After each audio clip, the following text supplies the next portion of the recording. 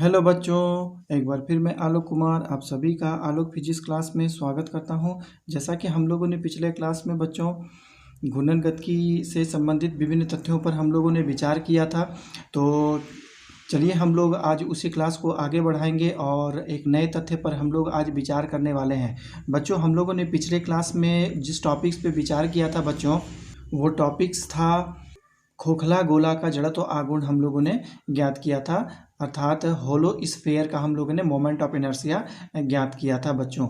और साथ में हम लोग उस क्लास में है ना ठोस बेलन का भी जड़त्व आघूर्ण किया था जब अक्ष उसके लंबाई के लंबवत गुजर रहा था।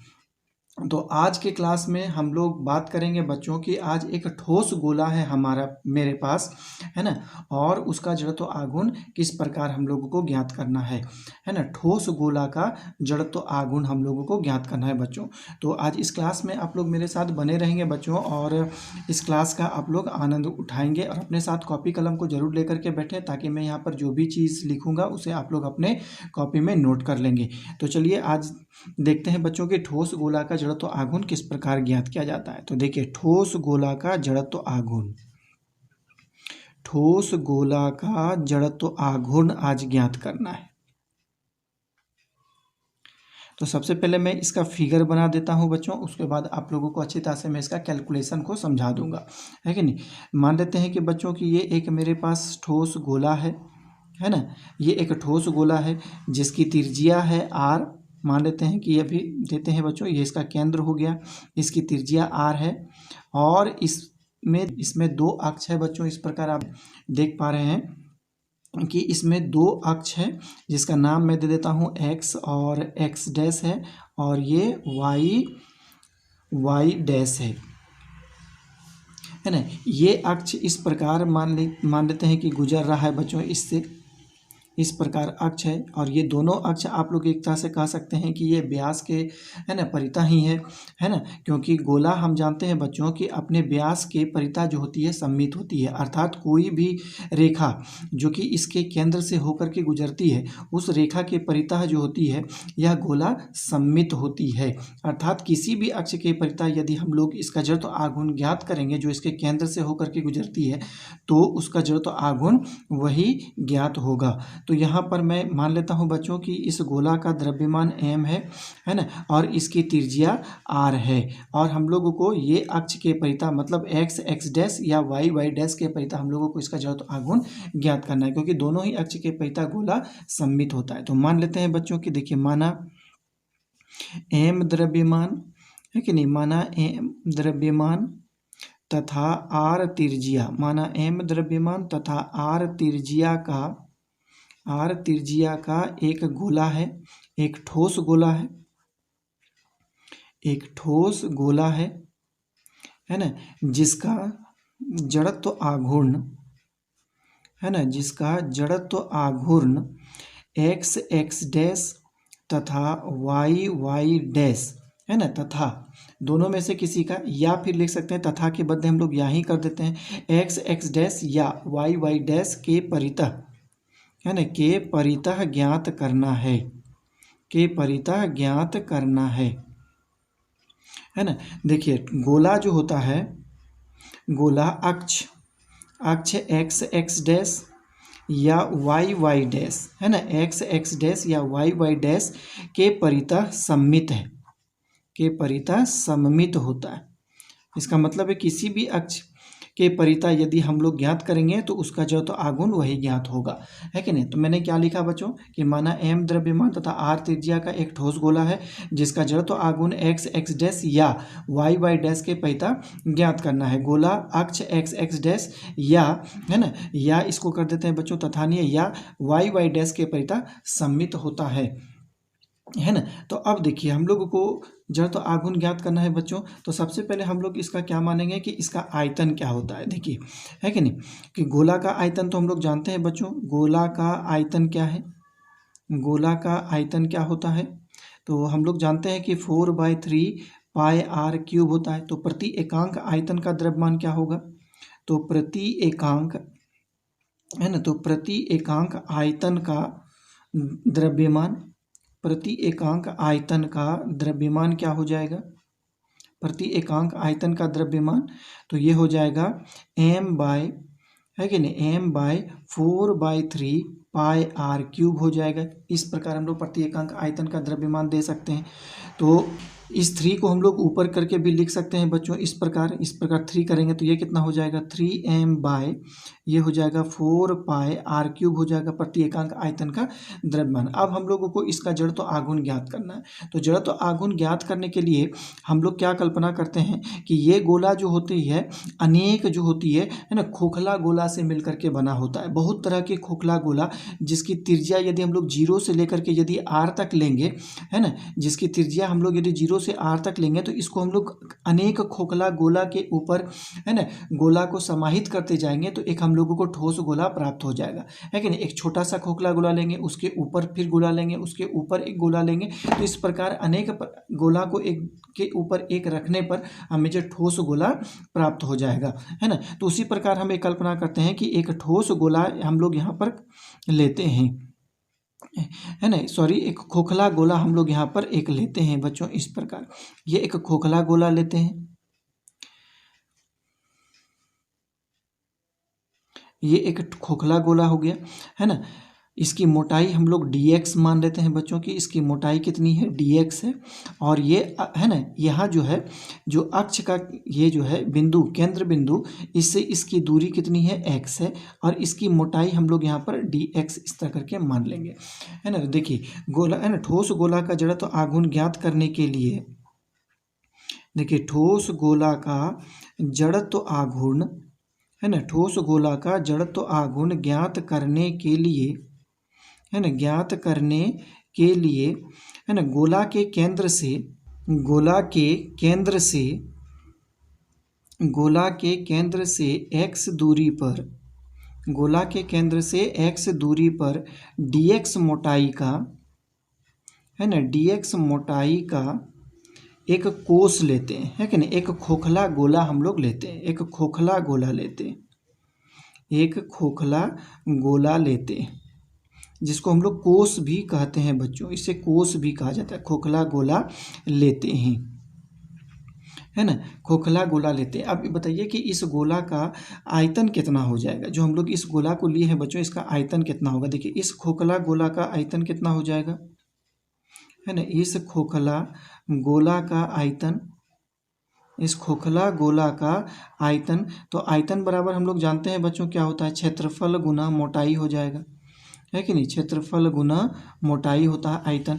तो क्षेत्रफल हम लोग जानते हैं कि 4πx² होता है, क्योंकि इसका इस कोस की जो त्रिज्या है वो कितनी है x है, और मोटाई इसकी dx है, तो इसको हम लोग dx से गुना कर देंगे तो ये इसका आयतन हो जाएगा।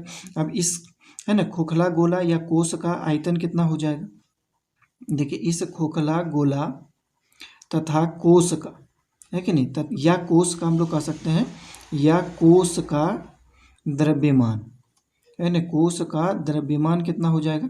तो इसको हम लोग प्रति एकांक आयतन के द्रव्यमान से गुना कर देंगे तो हमको प्राप्त हो जाएगा। देखिए 3m बाय ये मिलेगा 4 पाई are cube Guna 4 pi x², और हम लोगों को dx प्राप्त हो जाता है, ये चीज़ मिला, है ना। देखिए 4 पाई यहाँ से कैंसिल हो गया बच्चों, तो हमको क्या मिला 3m बाय आर क्यूब, ये मिलेगा x² dx, ये इसका द्रव्यमान हो गया।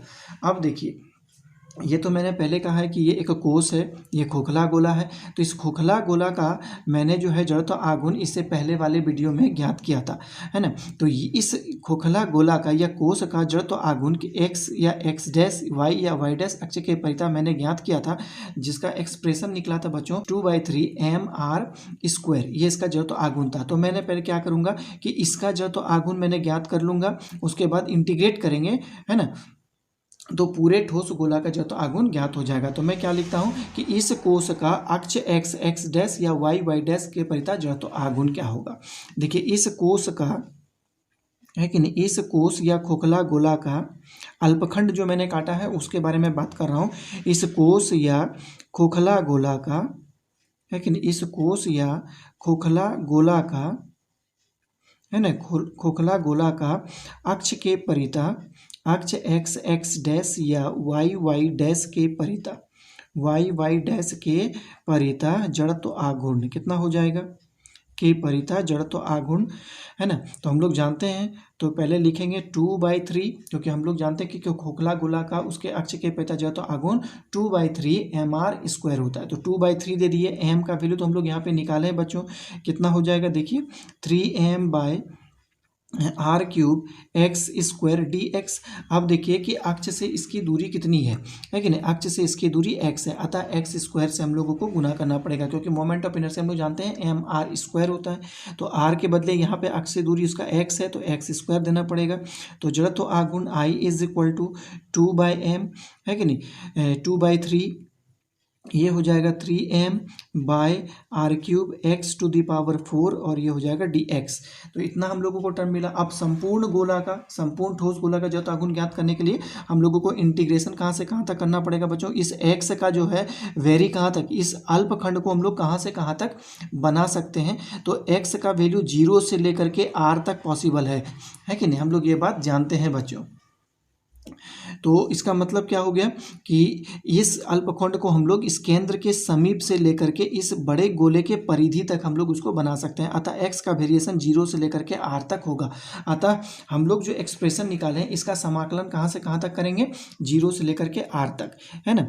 देखिए अब लिखेंगे संपूर्ण ठोस गोला का जड़त्व आघूर्ण, है कि नहीं, संपूर्ण ठोस गोला का जड़त्व आघूर्ण क्या हो जाएगा, संपूर्ण ठोस गोला का जड़त्व आघूर्ण। तो इंटीग्रेट करेंगे तो I = इंटीग्रेशन 0 से लेकर के r तक हो जाएगा। ये हो गया 2/3 3m/r³ x⁴, और ये dx। तो 3 कैंसिल हो गया, है कि नहीं, कांस्टेंट टर्म सबको बाहर निकाल देंगे। तो I = कांस्टेंट टर्म क्या है बच्चों, देख पा रहे हैं m/r³ है, इंटीग्रेशन 0 से लेकर के r x⁴, और ये हो गया dx हो गया, है ना। चलिए इसका इंटीग्रेशन करेंगे, m है ना r³ हो गया, इंटीग्रेशन इसका कितना होगा x⁵/5/5 होगा, लिमिट लगा दिए 0 से लेकर के r। डेट सिंप्लाइज I का वैल्यू कितना आ गया, m/r³ आ गया। अब लिमिट इसको सेटिस्फाई करेगा बच्चों, एक बार x को r संतुष्ट करेगा, एक बार x को 0 संतुष्ट करेगा। जब r संतुष्ट करेगा तो कितना हो जाएगा, r है ना 5/5 हो जाएगा, है ना। और एक्सप्रेशन में शायद मेरा ये 2 छूट रहा है बच्चों, इसको 2 को भी मैं यहाँ पर मेंशन कर देता हूँ। ये 2 आ गया, यहाँ पर भी 2 आ जाएगा, और एक बार 0 संतुष्ट करेगा बच्चों तो ये हो जाएगा 0/5। 0/5 = 0 ही होता है। तो डेट सिंप्लाइज I = कितना हो गया 2/m/r³ और इंटू यहाँ पर हो जाएगा r⁵/5। तो r³ से, है ना, r⁵ कैंसिल हो जाएगा, तो कितना बार में r² मेरा रेस्ट बचेगा। तो ये हो गया 2m/5, और ये हो जाएगा r²। तो हम लोग अरेंज करके इसको लिख देंगे बच्चों, है ना। ये कितना हो गया 2/5 mr²। तो ये ठोस गोला का जड़त्व आघूर्ण हम लोग ज्ञात करते हैं इस प्रकार। इसी प्रकार आप देखे होंगे कि खोखला गोला का जड़त्व आघूर्ण, जिसका प्रयोग मैंने यहाँ पर भी किया है ना, 2/3 mr² होता है। तो इस प्रकार हम लोग ठोस गोला का जड़त्व आघूर्ण ज्ञात करते हैं। तो ये जड़त्व आघूर्ण ज्ञात करने का जो जितना मुझे ज्ञात करना था बच्चों, वो मैंने आप लोग ज्ञात करके आप लोग तक मैंने पहुंचा दिया है, उसे आप लोग अच्छी तरह से आप समझने का प्रयास करेंगे। तो हम लोग नेक्स्ट टॉपिक्स जो हम मेरा होता है बच्चों, वो है एक टॉर्क के बारे में, है कि नहीं, जिसका है ना, हम लोग विवेचना अर्थात एक्सप्लेनेशन जो है पहले हम लोग नहीं किया था। अब हम लोग उसके बारे में हम लोग पढ़ेंगे बच्चों कि टॉर्क को हम लोग कैसे डिफाइन करते हैं, उसका एक ज्योमेट्रिकल थ्योरी क्या होता है, उसको हम लोग अच्छी तरह से समझने का प्रयास करेंगे। तो इसे आप लोग अच्छी तरह से समझने का प्रयास करेंगे बच्चों। ये थोड़ा सा डिफिकल्ट हो सकता है ना, क्योंकि इसका कैलकुलेशन थोड़ा सा टफ होता है, फिगर भी थोड़ा सा समझना पड़ेगा। तो टॉर्क को हम लोग पहले भी पढ़ चुके हैं बच्चों कि टॉर्क कहते हैं किसे हैं, है ना। टॉर्क क्या होता है, बल के घूर्णन प्रभाव को हम लोग टॉर्क कहते हैं। इसका मतलब है यदि किसी पिंड पर हम लोग यदि बल लगाते हैं और वह पिंड यदि घूर्णन गति करने लगे तो उस आरोपित बल को ही हम लोग टॉर्क कहते हैं बच्चों। तो टॉर्क को हम लोग दो तरह से भी हम लोग है ना डिफाइन भी किए थे बच्चों कि टॉर्क इज इक्वल टू क्या होता है ना, टॉर्क जो होता है बल गुना बलों के बीच लंबिक दूरी के बराबर होता है। दूसरी बात है इसको हम लोग आई इंटू अल्फा के रूप में भी हम लोग टॉर्क को लिखे थे। तो चलिए इसका एक ज्योमेट्रिकल थ्योरी क्या होता है बच्चों, उसके बारे में हम लोग आज जानने का प्रयास करेंगे। सबसे पहला बात, इसका फिगर आप लोग अपने कॉपी में ज़रूर से नोट कर ले बच्चों, है ना, क्योंकि ये फिगर थोड़ा सा बहुत ही इंपॉर्टेंट है। बिना फिगर का ये बातें आप लोगों को समझ में नहीं आएगी। और दूसरी बात है कि ये फिगर को दोबारा भी है ना बनाना संभव नहीं है, इसीलिए इसको आप लोग अच्छी तरह से नोट करेंगे। तो सबसे पहले हम लोग टॉर्क के बारे में पढ़ने से पहले हम लोग इसका एक फिगर ड्रॉ कर लेते हैं बच्चों। ये देखिए दो एक्सिस है, ये एक्स एक्सिस है बच्चों और ये वाई एक्सिस है कि नहीं। यहाँ पर ए एक कोई बिंदुवत वस्तु है या कोई कण आप मान सकते हैं, है कि नहीं। और इस पर एक बल लगाया गया है बच्चों, है कि नहीं। इसके स्पर्श रेखीय दिशा में इस पर एक बल लगाया गया है, जिसके वजह से वस्तु जो होती है यहाँ तक विस्थापित हो जाती है, बी बिंदु तक विस्थापित हो जाती है। चूँकि ये जो होती है जब इसमें बल लगाएंगे तो ये एक वृत्तीय पथ पर घूमना शुरू कर देती है। उतना बड़ा पथ तो मैं यहाँ पर बनाऊंगा नहीं, बस छोटा सा ही आप लोगों को इमेजिन करना होगा कि ये एक है ना वृत्तीय पथ पर घूमती है। इस प्रकार मैं दिखा देता हूँ कि ये वृत्तीय पथ पर घूमती है ना। ये छोटा सा हम लोग पथ लिए हैं और इसमें जो है बच्चों बल हम आरोपित जिस दिशा से कर रहे हैं इसमें बल मैंने इधर लगाया है एफ। आप ये तरह इसको अच्छी तरह समझ सकते होंगे कि मैंने बल इस पर लगाया है, क्योंकि ये एक 3 डायमेंशनल फिगर बनता है बच्चों, इसीलिए इसमें बल और इसकी दिशा को दिखाना तथा समझाना जो होती है ये इस पेपर पे संभव नहीं होती है। समझ जाइए कि यहाँ पर एक कण था, जब मैंने इस पर एक एफ बल लगाया है ना, और जिसके वजह से इसमें एक घूर्णन गति उत्पन्न हो गया और ये ए से बी तक चले आया। जो ये वृत्तीय पथ का निर्माण करता है उसकी त्रिज्या है आर। इसका मतलब है कि यहाँ से यहाँ तक की दूरी है, स्थिति सदिश के रूप में भी आप दे सकते हैं कि इसकी स्थिति सदिश हो गई आर, इसकी भी स्थिति सदिश हो जाएगी आर, है कि नहीं। या फिर आप लोग कह सकते हैं कि यदि ये विस्थापन बच्चों मेरा यदि डेल्टा आर है, यदि ये विस्थापन मेरा डेल्टा आर है तो इस विस्थापन का मान हम लोग दे सकते हैं बच्चों आर प्लस यहाँ पर हो जाएगा डेल्टा आर, है कि नहीं। ये इस प्रकार गति कर रही है करते हैं। तो इस बिंदु का जो निर्देशांक होगा बच्चों, वो निर्देशांक कितना होगा, हम लोग चलिए इसका निर्देशांक फाइंड करने के लिए हम लोग क्या करते हैं, इस पर सबसे पहले हम लोगों को एक एक्स एक्सिस पर लंब डालना पड़ेगा और यहाँ से हम लोगों को एक वाई एक्सिस पर हम लोग एक लंब डालेंगे इस प्रकार। तो हम लोग इसको मान लेते हैं, कल्पना करते हैं कि यहाँ से यहाँ तक की दूरी कितनी है एक्स और यहाँ से यहाँ तक की दूरी हो गई वाई, ये दूरी हो गया। इसी प्रकार बी के लिए भी हम लोग करेंगे। तो बी के लिए देखिए हम लोग करते हैं कि यहाँ से यहाँ तक की दूरी ये वाई अक्ष पर मैंने लंब डाला, इसी प्रकार मैंने एक एक्स अक्ष पर इस प्रकार मैं एक लंब डालूंगा, है ना। तो अब यहाँ से थोड़ा सा देखने वाली बात है बच्चों कि ये दूरी कितनी होगी, है कि नहीं। इस दोनों के बीच की दूरी यहाँ पर यदि मैंने डेल्टा आर ले लिया है तो इस दोनों के बीच की दूरी कितनी हो जाएगी, है कि नहीं। इस दोनों के बीच की दूरी कितनी होगी डेल्टा एक्स और यहाँ से यहाँ तक की दूरी कितनी हो जाएगी डेल्टा वाई, क्योंकि विस्थापन मेरा डेल्टा आर हो रहा है। डेल्टा आर का यदि दोनों अक्ष में यदि कंपोनेंट हम लोग लेते हैं तो डेल्टा आर एक कंपोनेंट हम लोगों को एक्स अक्ष में मिलेगा जो कि डेल्टा एक्स है और एक वाई अक्ष में कंपोनेंट मिलेगा जो कि डेल्टा वाई है। अर्थात यहाँ से यहाँ तक की दूरी डेल्टा वाई है। तो यहाँ से यहाँ तक की दूरी कितनी होगी, तो हम लोग खुद जानते हैं कि एक्स में यदि इतना घटा देंगे बच्चों तो ये मिलेगा। इसका मतलब है एक्स माइनस डेल्टा एक्स, यहाँ से यहाँ तक की दूरी हम लोगों को प्राप्त होती है। इस बिंदु को नाम भी दे सकते हैं एम एन, है कि नहीं। इस बिंदु को नाम दे सकते हैं P और Q। तो अब बताइए कि इस B का यहाँ से यहाँ तक की दूरी कितनी हो जाएगी। ये डेल्टा Y है यहाँ से यहाँ तक, और ये O से लेकर के P की दूरी जो है X है ना, Y है, Y अक्ष के अनुदिश मैंने लिया है। तो P से Q डेल्टा Y है, तो O से Q की दूरी कितनी हो जाएगी, Y प्लस ये हो जाएगा डेल्टा Y। इस प्रकार तो हम लोग एक तरह से कह सकते हैं कि A का निर्देशांक जो होगा वो कितना होगा, X और Y होगा। लेकिन B का निर्देशांक क्या होगा, आप देख पा रहे हैं कि मूल बिंदु से इसकी दूरी x माइनस डेल्टा x है ना, और y से y अक्ष पर O से Q की दूरी y प्लस डेल्टा y है, तो y प्लस डेल्टा y होगा। तो इस प्रकार भी हम लोग कह सकते हैं बच्चों कि ये जो दूरी है, जो मैंने आप लोगों को बोला कि ये चीज़ है, ये कितना हो जाएगा, माइनस डेल्टा x होगा। अब हम लोग माइनस डेल्टा x मतलब क्या हुआ बच्चों, देख पा रहे हैं, आप यहाँ समझ सकते हैं कि ये जो है x अक्ष की ऋणात्मक दिशा की ओर है, और ये जो हो गया है ना y अक्ष के धनात्मक दिशा की ओर है। मैं इधर की ओर बढ़ रहा हूँ, है ना। x को मापने के लिए मैं बाईं ओर जा रहा हूँ, इसीलिए x यहाँ पर नेगेटिव हो गया, और ऊपर की ओर जा रहा हूँ तो यहाँ पर y पॉजिटिव हो जाएगा। तो इस प्रकार जो है इस फिगर को समझ सकते हैं। दूसरी बात है कि जब मैंने F फोर्स इधर आरोपित किया, चूँकि ये F फोर्स 2 डायमेंशनल है, इसलिए इसका एक कंपोनेंट हम लोगों को इस डायरेक्शन में मिलेगा और इसका एक कंपोनेंट हम लोगों को इस डायरेक्शन में मिलेगा। तो x डायरेक्शन में जो कंपोनेंट मिलेगा उसको हम लोग fx कहेंगे, और y डायरेक्शन में जो कंपोनेंट होगा उसको हम लोग fy कहेंगे। दूसरी बात है बच्चों कि इस a कण का कोणीय विस्थापन जो होते हैं वो थीटा है। इसका मतलब है x अक्ष के साथ थीटा बना रहा है, और विस्थापन के संबंध में कण यहाँ से यहाँ तक a से b बिंदु तक विस्थापित हुई है, इसलिए कण का कोणीय विस्थापन हम लोग मान लेंगे कि डेल्टा थीटा है कि नहीं। अर्थात a x अक्ष के साथ थीटा कोण बना रहा है, तो b x के साथ x अक्ष के साथ थीटा प्लस डेल्टा थीटा कोण बनाएगा। आप फिगर से समझ सकते हैं, फिगर से आप समझ सकते हैं बच्चों कि a बिंदु यदि x अक्ष के साथ थीटा कोण बना रहा है तो b बिंदु x अक्ष के साथ थीटा प्लस डेल्टा थीटा कोण बनाएगा। आप समझ सकते हैं। तो इस बातों को हम लोगों को अच्छी तरह से समझना है ना, और फिर इसके बारे में हम लोगों को थ्योरी देना है। तो मान लेते हैं कि देखिए बच्चों, इसके बारे में मैं कुछ यहाँ पर लिखता हूँ, आप लोग समझने का प्रयास करेंगे। देखिए माना कोई कण है ना, देखिए माना कोई कण एक्स वाई तल में है ना, तल में स्थित है, एक्स वाई तल में स्थित है। माना कोई कण एक्स वाई तल में स्थित है, समय के किसी क्षण पर या किसी क्षण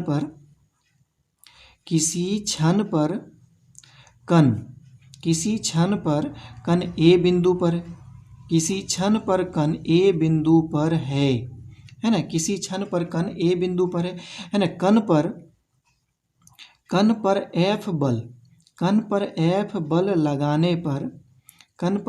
बल लगाने पर यह घूर्णन गति शुरू कर देती है या करने लगती है, या घूर्णन गति करने लगती है ना, या घूर्णन गति करने लगती है कि नहीं। कण अपनी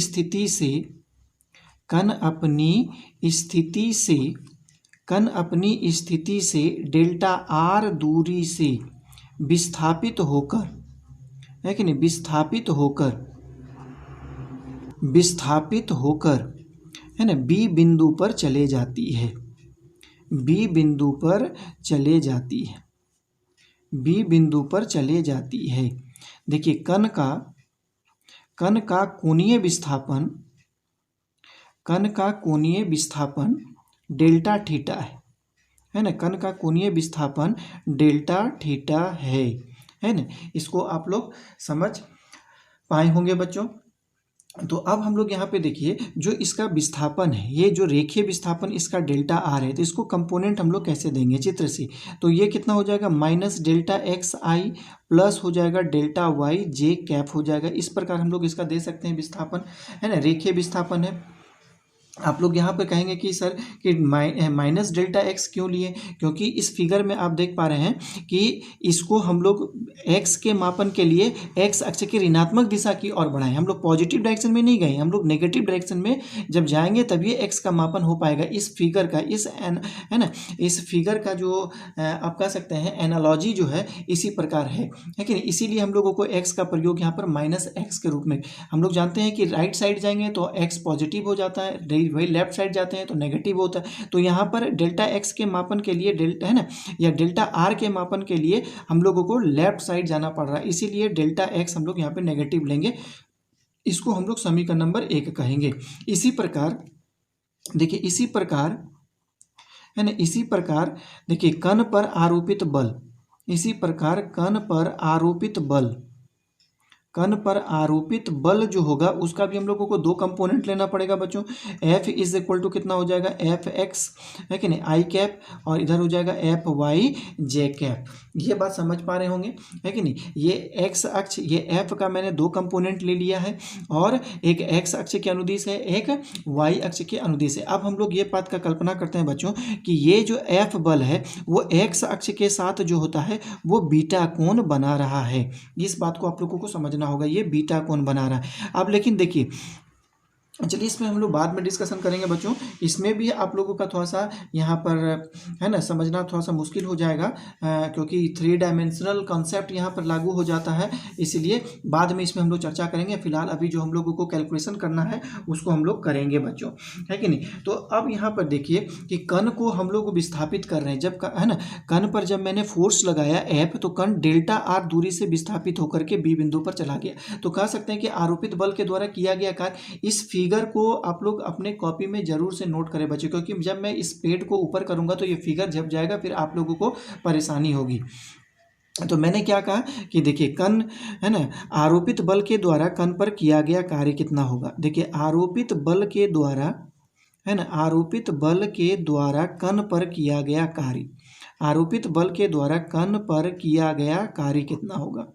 कण पर किया गया कार्य आप बता सकते हैं। तो delta W is equal to कितना हो जाएगा, एफ इंटू हम लोग जानते हैं डेल्टा आर होता है। तो एफ का हम लोग कंपोनेंट यहाँ पे लिए हैं और डेल्टा आर का भी कंपोनेंट लिए, दोनों को वैल्यू को यहाँ पे रखेंगे हम लोग। तो delta W is equal to F is equal to कितना हो जाएगा, x F x i cap, और ये हो जाएगा F y j cap dot, और यहाँ पर हो जाएगा minus delta x i cap, और प्लस यहाँ पर हो जाएगा डेल्टा वाई जे कैप। तो इसका डॉट प्रोडक्ट है ना, इसको हम लोग करेंगे। तो डॉट प्रोडक्ट हम लोगों को क्या मिलेगा बच्चों, F x minus F x है ना, minus F x delta x, plus यहाँ पर मिलेगा F Y into delta y. इसको हम लोग समीकरण नंबर 2 कहेंगे।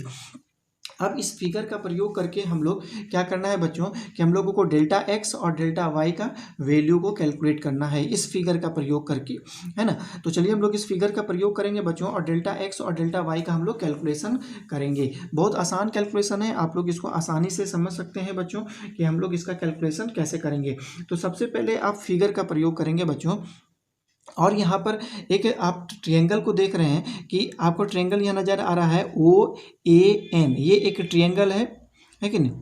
आप यहाँ पर एक ट्रायंगल देख रहे हैं बच्चों ओ ए एन, इस ट्रायंगल का हम लोग यहाँ पर प्रयोग करेंगे। तो देखिए चित्र से त्रिभुज का प्रयोग करेंगे ओ ए एम सी, है कि नहीं। तो सबसे पहले हम लोग यहाँ पर कॉस थीटा ले लेंगे इस त्रिभुज से, कॉस थीटा है ना, cos theta is equal to कितना हो जाएगा, ओ एम है ना, ओ एम बाय है ना, O M by O N है ना, सॉरी ओ ए हो जाएगा। तो डेट सिंप्लाइज है कि नहीं, O M is equal to कितना हो जाएगा, O M is equal to हो जाएगा ओ ए कॉस थीटा। तो ओ एम का वैल्यू कितना है बच्चों, यहाँ से आप लोग देख पा रहे हैं O M is equal to x है, तो एक्स रखेंगे, और O A is equal to r है तो हम लोग आर रखेंगे, और ये हम लोगों को कॉस थीटा मिला, इसको हम लोग समीकरण नंबर 3 कहेंगे। इसी प्रकार हम लोग यहाँ पर साइन थीटा का भी प्रयोग करेंगे बच्चों। तो sine theta is equal to कितना हो जाएगा, आप देख पा रहे हैं A M is equal to कितना हो जाएगा, ए एम बाय ओ ए हो जाएगा।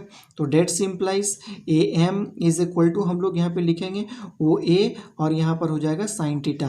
तो एक बार यहाँ पर देखिए बच्चों कि ओ पी का डिस्टेंस और ए एम का डिस्टेंस दोनों का इक्वल है, यदि ये वाई है तो ये भी वाई हो जाएगा, है ना। तो यहाँ पर भी हम लोग वाई रखेंगे, तो वाई इज इक्वल टू और O A is equal to r है, तो ये हो जाएगा हमारा आर साइन थीटा। इसको हम लोग समीकरण नंबर 3 कहेंगे। इसी प्रकार जो है अब हम लोग यहाँ पर और एक ट्रायंगल आप देख पा रहे हैं बच्चों कि ओ बी एन है कि नहीं, एक ट्रायंगल यहाँ पर है और ओ बी एन का यहाँ पर हम लोग प्रयोग करेंगे।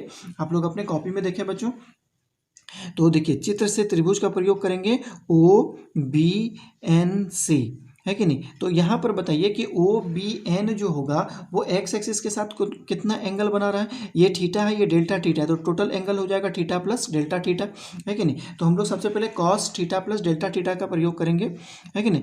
कॉस, है कि नहीं, देखिए थीटा प्लस डेल्टा थीटा का हम लोग यहाँ पर प्रयोग करेंगे। तो इसमें कॉस का वैल्यू जब हम लोग लेंगे बच्चों तो हम लोगों का यहाँ पर क्या मिलेगा, आप देख पा रहे हैं कि ओ एन और ओ बी हम लोगों को ये चीज़ मिल रहा है ना, ओ है ना, ओ एन, क्योंकि कॉस थीटा में आधार और ये कर्ण हो जाएगा बच्चों। तो हम लोग यहाँ पे क्या लिखेंगे, देखिए ओ एन बाय मिलेगा हमको ओ बी, है ना। तो डेट सिंप्लाइज ओ एन हम लोग फाइंड कर लेंगे बच्चों, O N is equal to O B, और ये हो जाएगा कॉस, है ना, थीटा प्लस डेल्टा थीटा। दूसरी बात है, मैंने आप लोगों को पहले ही कहा था बच्चों ये बात कि ये जो है, ये जो त्रिज्या उस वृत्तीय पथ, जिस वृत्तीय पथ पर ये कण बल लगाने के बाद घूर्णन गति करना शुरू किया था, उसकी ये क्या हो जाती है, ये त्रिज्या हो जाती है कि नहीं, ये त्रिज्या। इसका मतलब है कि O A distance and O B distance दोनों इक्वल होगा, लेकिन वेक्टर प्रोसेस से हम लोग यहाँ पर लगा सकते हैं बच्चों कि ये इसका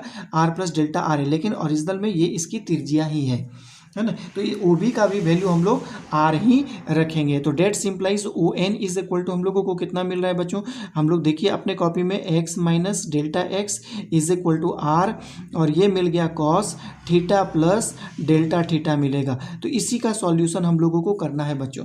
हम लोग जानते हैं कि कॉस, है ना, ए प्लस बी का फॉर्मूला कितना होता है बच्चों, है ना। देखिए यहाँ पे मैं लिख देता हूँ, कॉस ए प्लस बी का फॉर्मूला क्या होता है, कॉस ए प्लस बी, इसका फॉर्मूला होता है cos A into cos B, cos A into cos B minus sine A into sine B, इसका यही फॉर्मूला होता है। इसको हम लोग तोड़ते हैं बच्चों और हम लोग जानने का प्रयास करते हैं। देखिए एक्स माइनस इधर हो गया डेल्टा एक्स, ये हो जाएगा आर, इसको तोड़ेंगे तो कैसे टूटेगा, cos theta into cos delta x minus sine theta into sine delta, sorry यहाँ पर डेल्टा थीटा होगा, डेल्टा यहाँ पर हो गया थीटा, है ना। अब देखिए डेल्टा थीटा तो कोण अपने में से बहुत छोटा है बच्चों, बहुत छोटा कोण होता है, इसीलिए ये डेल्टा थीटा कोण यहाँ पर बहुत छोटा है, लिख देता हूँ डेल्टा थीटा कोण बहुत छोटा है, बहुत अल्प है, कोण बहुत अल्प है ना। तो इसका मतलब है कि ये लगभग जो है जीरो के आसपास है, इतना छोटा। तो हम लोग लिमिट का प्रयोग करते हैं बच्चों, और हम लोग इस बात को जानते हैं कि यदि यानी डेल्टा थीटा यदि लगभग जीरो के बराबर हो जाता है तो कॉस डेल्टा थीटा का वैल्यू लगभग 1 होता है, क्योंकि हम जानते हैं कॉस 0 डिग्री का वैल्यू 1 होता है। इसी प्रकार यदि साइन डेल्टा थीटा, यदि यह कोण बहुत अल्प है तो इस कोण का मान कितना हो जाएगा, डेल्टा थीटा के बराबर होता है। हम लोग लिमिट से ये सब जानते हैं मैथमेटिक्स में, है ना। अब सारी बातों को ऊपर में हम लोग रखेंगे तो that simplifies x minus delta x is equal to r, है ना। कॉस थीटा का कॉस थीटा यहाँ पर हो जाएगा, है ना, और कॉस डेल्टा थीटा का वैल्यू हम लोग 1 रखेंगे इंटू 1 माइनस साइन थीटा का साइन थीटा हो जाएगा बच्चों, और साइन डेल्टा थीटा का वैल्यू हम लोग सिर्फ डेल्टा थीटा यहाँ पर रख देंगे। अब आर को हम लोग अंदर करेंगे तो x minus delta x is equal to क्या क्या हो गया, r cos theta minus r sine theta into delta theta हो गया, है ना। अब देखिए हम लोग ऊपर के समीकरण नंबर 3 से हम लोग आर कॉस थीटा का वैल्यू एक्स जान रहे हैं और आर साइन थीटा का वैल्यू वाई जान रहे हैं, तो सारी बातों को हम लोग यहाँ पे रख देंगे। तो डेट सिंप्लाइज एक्स माइनस कितना हो गया, delta x is equal to इसका वैल्यू एक्स और इसका value y into delta theta होगा। तो देखिए एक्स एक्स यहाँ दोनों कट जाएगा बच्चों, है ना, और माइनस माइनस भी कैंसिल हो जाएगा। तो that simplifies delta x is equal to y into delta theta मिलेगा। इसको हम लोग समीकरण नंबर 5 कहेंगे बच्चों। अब इसी प्रकार जो है हम लोग यहाँ पर कॉस का प्रयोग किए थे बच्चों, अब उस ट्रायंगल का प्रयोग करके हम लोग यहाँ पर साइन का ही प्रयोग करेंगे। तो हम लोग फिर लिखेंगे साइन, है कि नहीं, sine theta plus delta theta is equal to क्या होगा, है ना, theta plus delta theta is equal to क्या होगा। आप लोग देख पा रहे हैं, एक बार फिगर में दिखा देता हूं मैंने कौन सा ट्रायंगल का यूज़ किया है, ओ बी एन से। तो इसमें हम लोग साइन का प्रयोग करेंगे तो साइन इज इक्वल टू हो जाएगा लंब, इसका मतलब है बी एन, और कर्ण हो जाएगा ओ बी, है ना। इसका मतलब है बी एन बटा ओ बी का प्रयोग करेंगे। तो B N is equal to कितना है बच्चों, अब ये डिस्टेंस जान रहे हैं, ये डिस्टेंस कितना है, वाई प्लस डेल्टा वाई है, क्योंकि ओ क्यू बराबर है बी एन। तो यदि ये y प्लस डेल्टा वाई है तो ये भी कितना हो जाएगा, y plus delta why he होगा। तो चलिए हम लोग उसको रखेंगे, अपने कॉपी में बने फिगर को देखें बच्चों और उसको समझने का प्रयास करेंगे, है ना। तो ये हम लोग sine theta plus delta theta is equal to क्या लिखेंगे, बी एन बटा ओ बी करेंगे।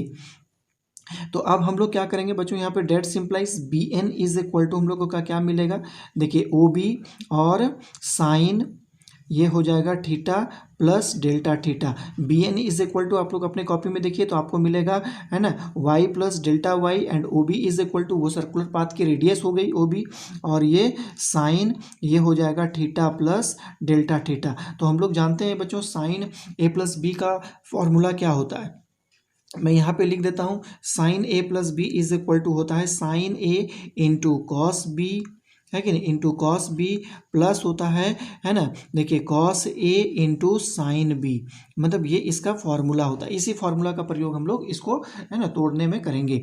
तो डेट सिंप्लाइज यहाँ पे देखिए Y plus delta Y is equal to हो गया आर साइन, है कि नहीं, इसको हम लोग तोड़ेंगे, साइन थीटा इंटू ये कितना हो जाएगा कॉस डेल्टा थीटा प्लस हो जाएगा, है ना, देखिए फिर हो जाएगा कॉस, है ना, कॉस थीटा इंटू हो जाएगा साइन डेल्टा थीटा। तो पहले ही हम लोग मान चुके हैं बच्चों कि इस कोण का मान काफ़ी अल्प है, इसीलिए कॉस डेल्टा थीटा का वैल्यू 1 हो जाता है और sine delta theta is equal to सिर्फ डेल्टा थीटा होता है।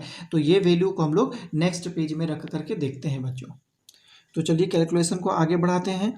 तो हमको क्या मिल रहा है बच्चों, देखिए Y plus delta Y is equal to ये हो गया साइन, आप अपने कॉपी में देखिएगा ये हो जाएगा साइन थीटा, इसके बाद कितना है कॉस डेल्टा थीटा है, तो कॉस डेल्टा थीटा का वैल्यू 1 होता है बच्चों, और ये हो गया प्लस, उसके बाद है कॉस थीटा, है ना, कॉस थीटा, उसके बाद है साइन डेल्टा थीटा, तो साइन डेल्टा थीटा का वैल्यू कितना होता है डेल्टा थीटा। आप अपने कॉपी में जो नोट किए बच्चों उसको देखिए। तो डेट सिंप्लाइज यहाँ पर क्या मिला, Y plus delta Y is equal to, अब आर को अंदर करेंगे तो ये हो जाएगा आर साइन थीटा प्लस हो जाएगा R cos theta into delta theta. तो समीकरण नंबर 3 और समीकरण नंबर 4 का प्रयोग करिए। समीकरण नंबर 3 आपको मिलेगा X is equal to R cos theta, है कि नहीं, तो यहाँ रखेंगे, एंड समीकरण नंबर 4 आपको मिल रहा है Y is equal to R sine theta, है ना। तो समीकरण 3 और 4 का प्रयोग करेंगे, y, है ना, इसका वैल्यू y हो जाएगा R sine theta is equal to Y हो गया, प्लस इसका वैल्यू कितना हो जाएगा x इंटू, सॉरी यहाँ डेल्टा x नहीं डेल्टा थीटा होगा, ये हो गया डेल्टा थीटा। तो y देखिए दोनों साइड से कैंसिल हो गया, तो डेट सिंप्लाइज डेल्टा y का वैल्यू कितना हो गया x इंटू डेल्टा थीटा, इसको हम लोग समीकरण नंबर 6 कहेंगे। तो डेल्टा x और डेल्टा y का वैल्यू मैंने कैलकुलेट कर लिया बच्चों। अब इस वैल्यू को हम लोग समीकरण नंबर 2 में रखेंगे। एक बार मैं समीकरण नंबर 2 आप लोगों को दिखा देना चाहता हूं कि देखिए समीकरण नंबर 2 मैंने ये कैलकुलेट किया था बच्चों, है कि नहीं। तो यहाँ पर हम लोग समीकरण नंबर 2 में डेल्टा x और डेल्टा y का वैल्यू को रखेंगे। तो चलिए हम लोग रखते हैं और देखते हैं हमको क्या प्राप्त होता है। तो देखिए delta x and delta y का वैल्यू, डेल्टा x तथा डेल्टा y का मान, डेल्टा x तथा डेल्टा y का मान समीकरण 2 में रखने पर, है कि नहीं, समीकरण 2 में रखने पर तो हम लोग क्या पाते हैं, हम लोग पाते हैं कि delta w is equal to क्या होता है माइनस, देखिए एफ एक्स, और डेल्टा y का वैल्यू जो है ना, सॉरी पहले डेल्टा x है, तो डेल्टा x का वैल्यू हम लोग क्या देख मिला है समीकरण नंबर 5 में, आप लोग देख सकते हैं y इंटू डेल्टा थीटा मिला है ना, प्लस, है कि नहीं, उसके बाद है एफ y है, तो आप मिलेगा डेल्टा y का वैल्यू कितना हो गया x इंटू डेल्टा थीटा। अब हम लोग थीटा को कॉमन करेंगे क्योंकि दोनों साइड थीटा है कि नहीं, इसको हम लोग कॉमन कर लेंगे, तो यहाँ पर हम लोग को मिलेगा minus F X Y plus minus F Y into X, और ये हमको मिल गया डेल्टा थीटा। ये इक्वेशन को मिल गया बच्चों। तो अब हम लोग देखिए इसको अभी हम लोग समीकरण नंबर 7 कहेंगे बच्चों, ये समीकरण नंबर मेरा 7 प्राप्त होता है। तो अब देखिए आप लोग जानते हैं घूर्णन गति में कार्य को किस प्रकार परिभाषित किया जाता है। देखिए कोणीय गति में, है ना, कोणीय गति या घूर्णन गति में, कोणीय गति या घूर्णन गति में कार्य बराबर क्या लिखा जाता है कि नहीं, तो delta W is equal to होता है बच्चों टॉ इंटू डेल्टा थीटा, है ना, टॉ इंटू डेल्टा थीटा, ये होता है कार्य की परिभाषा। क्योंकि मैंने आप लोगों को याद करिए एक वीडियो में मैंने इस बात को क्लियर किया था कि कार्य बराबर क्या होता है, W is equal to F into S होता है। तो रेखीय गति में बल का जो स्थान होता है बच्चों, कोणीय गति में वही स्थान टॉर्क का होता है, और रेखीय गति में जो स्थान विस्थापन का होता है वही स्थान कोणीय विस्थापन थीटा का होता है। इसका मतलब है कि यदि हम लोग रेखीय गति में कार्य बराबर W is equal to F S लिखते हैं तो वहीं कोणीय गति में कार्य बराबर टॉ इंटू थीटा लिखेंगे। तो यहाँ पर जो होता है उस कण का कोणीय विस्थापन डेल्टा थीटा है और उस पर टॉर्क लग रहा है टॉ, तो हम लोग कार्य बराबर टॉ इंटू डेल्टा थीटा भी लिख सकते हैं। तो इसको हम लोग समीकरण नंबर 8 कहेंगे। अब दोनों समीकरण का तुलना करेंगे। देखिए समीकरण 7 और 8 से, है कि नहीं, समीकरण 7 तथा समीकरण 8 से तो हम लोग क्या पाते हैं बच्चों कि डेल्टा थीटा है, डेल्टा वाई इसका मतलब टॉर्क का वैल्यू, ये चीज़ हम लोगों को मिलता है। तो टॉ इज इक्वल टू कितना होगा, प्लस वाले टर्म को पहले लिख देते हैं बच्चों। तो यहाँ हो गया F Y X minus F X Y. तो ये हमको टॉर्क का व्यंजक प्राप्त होता है। ये हो गया टॉर्क का व्यंजक हमको प्राप्त होता है बच्चों। तो ये है ना टॉर्क का ओरिजिनल में एक्सप्रेशन होता है। तो चलिए हम लोग और भी इसके आगे हम लोग जानने का प्रयास करते हैं बच्चों, लेकिन फिगर को थोड़ा सा आप लोगों को समझना होगा। यहाँ पर देखिए, है ना, इस फिगर को आप लोग फिर से एक बार समझने का प्रयास करिए। इस फिगर में थोड़ा सा आप लोगों को मॉडिफिकेशन करना होगा। यही बच्चों थोड़ा समझिए इस बात को कि इस वस्तु पर लगने वाला टॉर्क या इस कण पर जो लगने वाला टॉर्क की दिशा किधर होती है, बस इस तल के जस्ट लंबवत ऊपर की ओर होती है कि नहीं। टॉर्क की दिशा होती है जस्ट उस, है कि नहीं, मतलब इस टॉर्क की दिशा ऊपर की ओर होगी इस प्रकार, है कि नहीं। टॉर्क की दिशा होती है इस कण पर, टॉर्क है ना, बल तो इधर लगा रहे लेकिन इसमें टॉर्क की दिशा जस्ट इसके ऊपर होती है। मतलब आरोपित बल और, है कि नहीं, अक्ष के बीच की दूरी जो द्वारा निर्मित तल होता है, मतलब आरोपित बल और अक्ष के बीच की दूरी, उस कण का अक्ष से बीच की दूरी, है ना, के द्वारा जो एक तल बनता है। आप देख पा रहे हैं यहाँ पर कि बल ये हो गया और ये क्या हो गया, उसके अक्षों के बीच की दूरी। तो ये दोनों मिल करके जो तल बना रहा है जस्ट उसके परपेंडिकुलर या तो ऊपर की ओर होगा या तो नीचे की ओर होगा। वो निर्भर करता है कि कण किधर घूम रही है। तो इसका मतलब ऊपर। अब इसका हम लोगों को डायरेक्शन निकालना है बच्चों इस टॉर्क का। तो इसका मतलब है कि अक्षों के बीच की दूरी अब हम लोग निकालेंगे कि अक्ष के बीच की लांविक दूरी कितनी होगी, है ना। तो लांविक दूरी को ज्ञात करने के लिए हम लोग क्या करते हैं कि इस रेखा को हम लोग पीछे की ओर इस प्रकार बढ़ाते हैं, है ना। ये इस एफ को ही हम लोग पीछे की ओर इस प्रकार बढ़ा रहे हैं, है कि नहीं। इस प्रकार मैंने लंब बढ़ाया और एक कण यहाँ से लंब मैंने डाला, है कि नहीं। देख पा रहे हैं कि इस प्रकार मैंने बनाया कि एफ के बल के दिशा को जस्ट मैंने पीछे की ओर बढ़ाया और इस केंद्र से इस पर मैंने एक लंब डाला।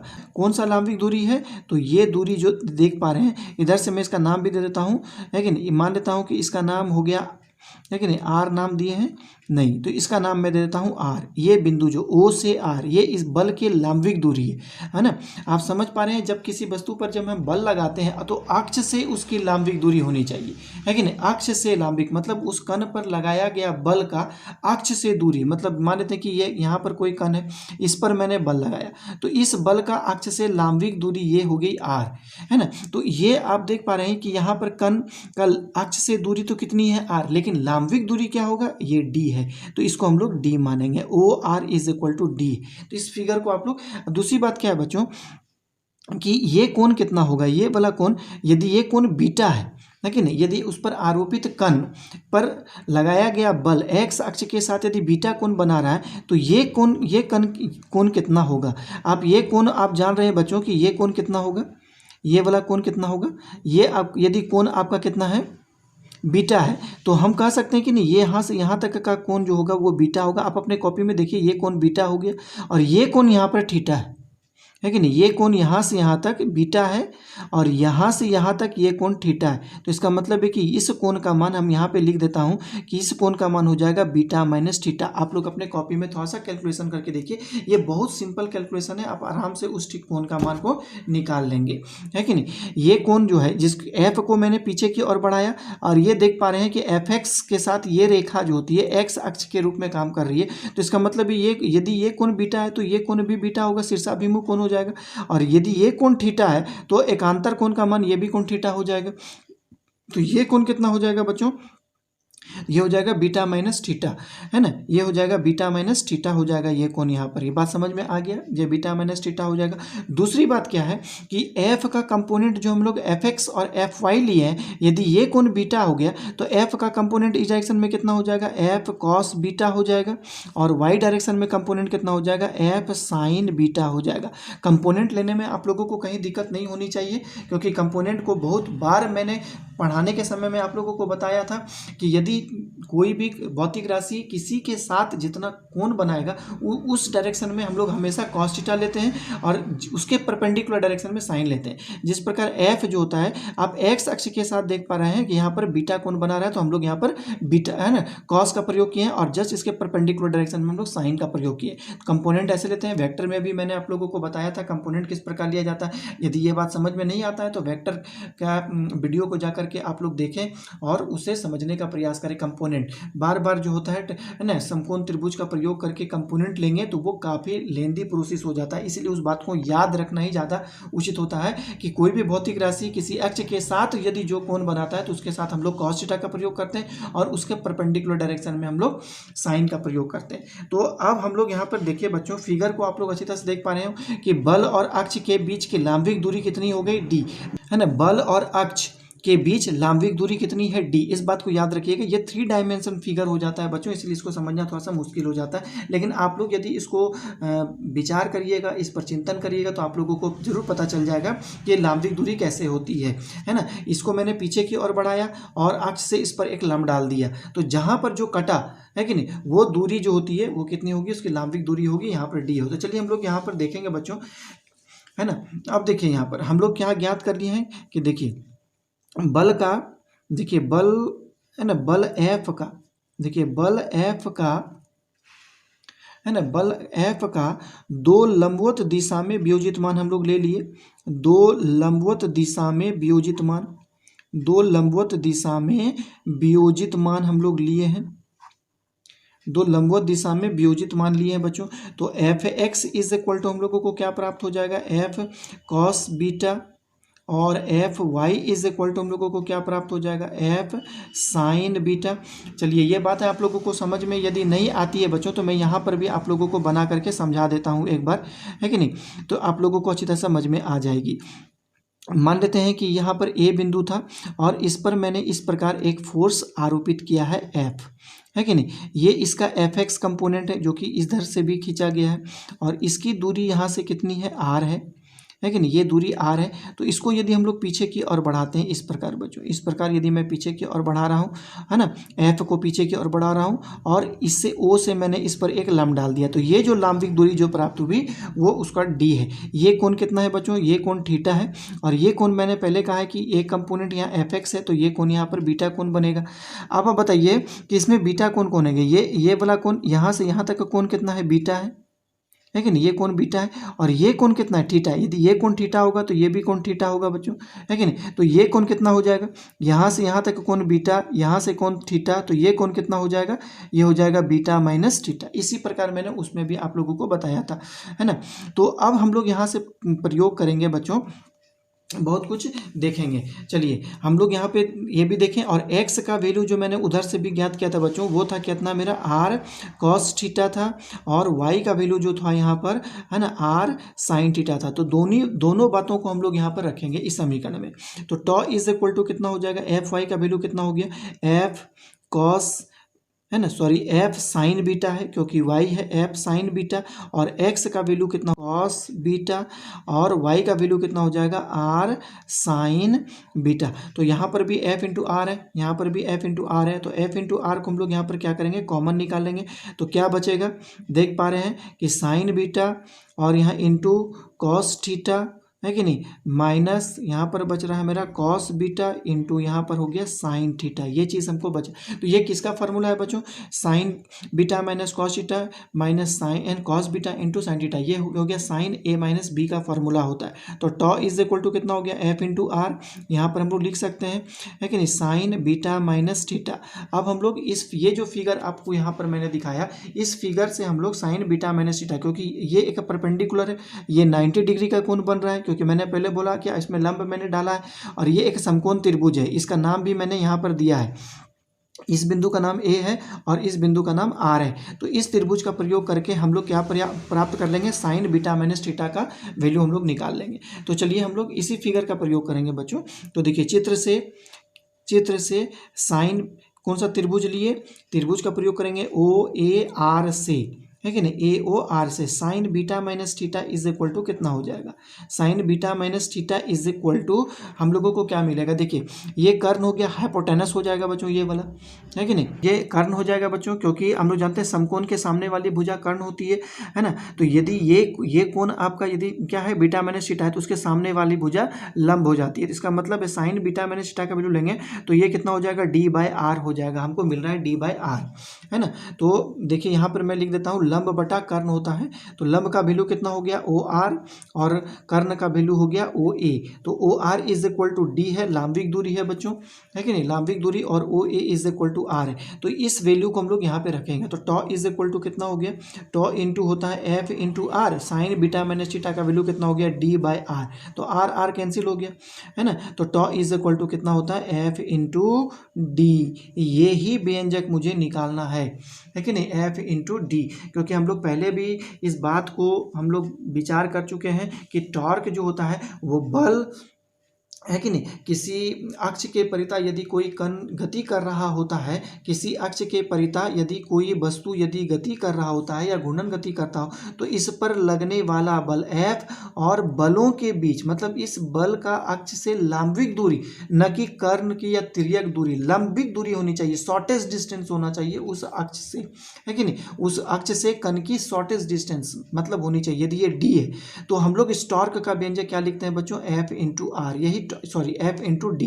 यही इसका टॉर्क का व्यंजक होता है। आप कोई भी डिस्टेंस नहीं ले सकते हैं यहाँ पर, क्योंकि फिगर में आप यहाँ पर अच्छी तरह से आप देख पा रहे हैं बच्चों कि इस कण का अक्ष से दूरी आर भी है, लेकिन ये दूरी शॉर्टेस्ट डिस्टेंस नहीं है, शॉर्टेस्ट डिस्टेंस मेरा ये है, इसकी लंबिक दूरी डी है। इसीलिए टॉर्क की परिभाषा में मैं हमेशा यही बोलता हूँ कि बल और बलों के बीच लंबिक दूरी होनी चाहिए, है ना, बल और अक्ष के बीच लंबिक दूरी होनी चाहिए, शॉर्टेस्ट डिस्टेंस होना चाहिए, तभी वो टॉर्क को आपको डिफाइन करता है बच्चों। तो इस प्रकार जो होता है इसका एक ज्योमेट्रिकल, है ना, मेथड के द्वारा जो होती है टॉर्क का व्यंजक मैं निकालता हूँ। इसे आप लोग अच्छी तरह से समझ पाए होंगे बच्चों, जहाँ तक मुझे उम्मीद है ना।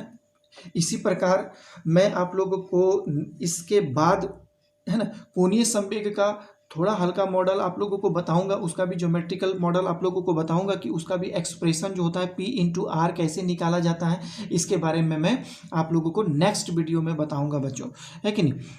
हम लोग नेक्स्ट वीडियो में बात करने वाले हैं बच्चों की कोणीय संवेग के बारे में, है कि नहीं। कोणीय संवेग को पढ़ने के बाद फिर हम लोग पढ़ेंगे बच्चों कोणीय संवेग संरचना का सिद्धांत, है ना, उसमें उसका बहुत सारा अनुप्रयोग भी है, हम लोग अनुप्रयोग को करके भी देखेंगे बच्चों। तो आगे आने वाला वीडियो यदि ये आपको टॉपिक्स अच्छी तरह से समझ में आता है बच्चों, तो आने वाला जो अलग वीडियो है, जो अगला वीडियो है, वो आपको अच्छी तरह से और ज़्यादा समझ में आएगा। तो इसे आप प्रयास करें बच्चों कि अपने कॉपी में इसको नोट करें और अपने से इसको मतलब है ना इतना कैलकुलेशन करके देखें, ताकि टॉर्क का व्यंजक जो मैंने निकाला एफ इंटू डी, क्या आप अपने से निकाल सकते हैं उसे, इतनी एबिलिटी आपके अंदर होनी चाहिए, है ना।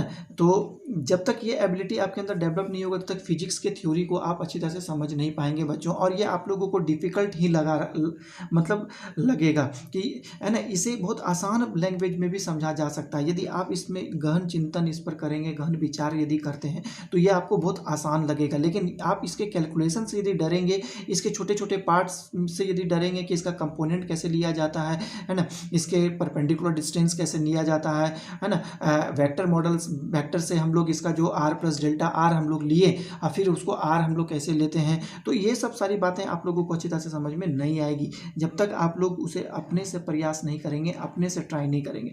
तो ठीक है बच्चों, मुझे उम्मीद होगा, मुझे पूर्ण विश्वास है बच्चों कि ये टॉपिक्स आप लोगों को अच्छी तरह से समझ में आ गया होगा। नेक्स्ट वीडियो के साथ मैं आप लोगों के साथ पुनः उपस्थित रहूँगा, है ना। तब तक के लिए मुझे विदा दें। आप लोग हमेशा हंसते रहें, खेलते रहें, मुस्कुराते रहें और इसी प्रकार हमारे वीडियो को हमेशा देखते रहें, है ना। इसे लाइक करें, इसे सब्सक्राइब करें और अपने दोस्तों के साथ शेयर करें बच्चों। ठीक है बच्चों, है ना। आप लोगों ने जो आज मेरा वीडियो को देखा इसके लिए बहुत बहुत धन्यवाद। Lots of thanks. जय हिंद।